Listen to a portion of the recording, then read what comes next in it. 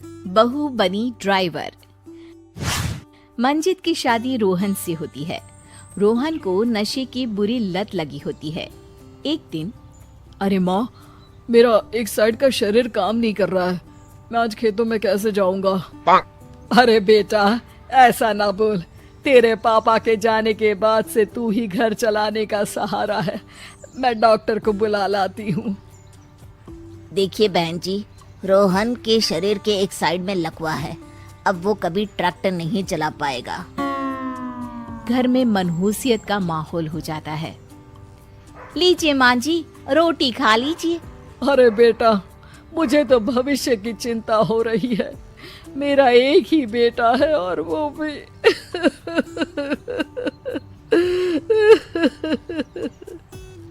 माँ जी, आप चिंता न करें। जब तक ये बीमार है मैं खेत जाकर काम कर लिया करूंगी। वैसे भी नशे के कारण इनका शरीर काफी कमजोर हो गया है। अगले दिन मंजीत खेत में जाकर काम कर शाम को घर लौटती है। ये ले बेटा, पानी पी ले। कैसा रहा काम का पहला दिन? माँ जी, काम तो ठीक है, लेकिन मैं अगर ट्रैक्टर चलाना सीख लूँ ना तो काम और भी आसान हो जाएगा। अरे बेटा, दुनिया क्या कहेगी कि औरत होकर ट्रैक्टर चला रही है। माँ जी, या तो हम दुनिया देख ले या अपना घर, कोई बात नहीं। जब ये ठीक हो जाएंगे तो सब ठीक हो जाएगा। अरे बहू, जरा बाहर तो आना। जी माँ जी। बहू, तेरे मामा जी आए हैं, तूने बुलाया था ना? हाँ माँ जी, वो मामा जी ना आज से मुझे ट्रैक्टर चलाना सीखा। मंजित मामा से ट्रैक्टर चलाना सीखती है। वो मन लगाकर खेतों में काम करती है। और एक दिन, माँ जी, पता है इस बार पूरे गांव में सबसे ज्यादा फसल का उत्पादन हमारे खेतों में हुआ है। इस साल तो खूब पैसे आएंगे। हाँ। सास खुश नहीं होती है। वो चुपचाप वहाँ से जाने लगती है। तभी मंजित उसे रोक लेती है। क्या हुआ माँ जी, आपको खुशी नहीं हुई?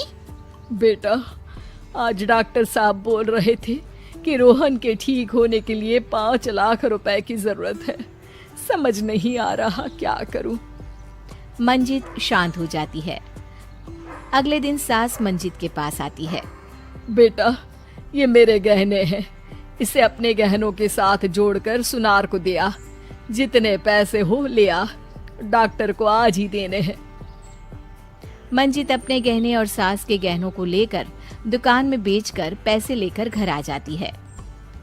माँ जी, सिर्फ 3 लाख रुपए का ही इंतजाम हो पाया है। बाकी के पैसे कैसे आएंगे?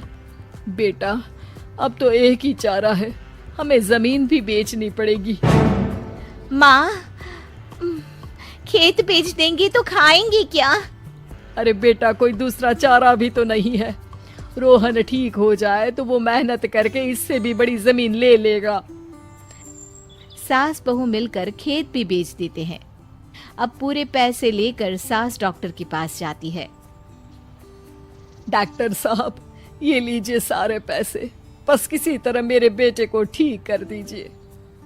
आपका बेटा ठीक तो हो जाएगा, लेकिन 6 महीने का समय लगेगा। सास बहू सोच में पड़ जाते हैं कि अब तो कोई जरिया भी नहीं रहा जहाँ से उन लोगों को कमाई हो। अब कमाएंगे नहीं तो खाएंगे क्या?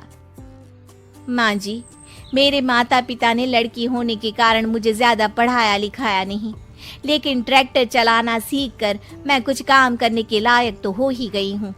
अरे बेटा, ट्रैक्टर अब कहाँ चलाएगी? खेत तो बिक गए हैं।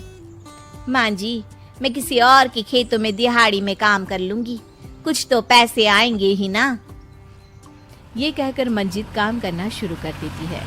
जैसे तैसे उन पैसों से गुजारा चल ही रहा था। माँ जी, पास के अस्पताल से मुझे नौकरी के लिए ऑफर आया है।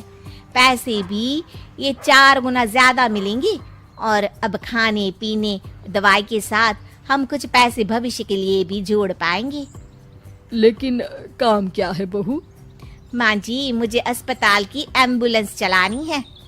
अरे, तू तो मेरी बहू नहीं, बेटा है बेटा। जरूर जा बेटा। और हाँ, तूने पूरे गांव में एक मिसाल कायम कर दिया कि हर काम हर कोई कर सकता है।